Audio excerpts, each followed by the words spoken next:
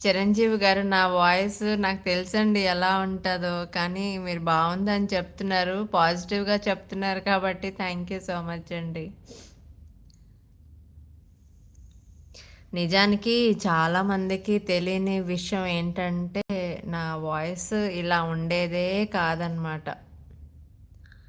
సడన్‌గా చేంజ్ అయిపోయింది నా వాయిస్. జనరల్‌గా అమ్మాయిలకి వాయిస్ చేంజ్ అవ్వదు కదా! చాలా రేర్ కేసెస్‌లో ఇట్లా అవుతుందంట. సో, ఆ రేర్ కేసెస్‌లో నాదొక కేస్ అనుకోవాలి. నా వాయిస్ ఇది కానే కాదు టు బీ ఫ్రాంక్.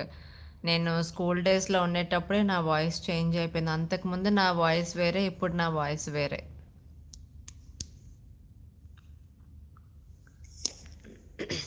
సో, నేను నా పాత వాయిస్‌తో తెలిసిన వాళ్ళందరూ అడుగుతారనమాట. "ఏంటయిపోయింది నీ వాయిస్‌కి? ఇట్లా ఏంటయిపోయింది?" అనేసి.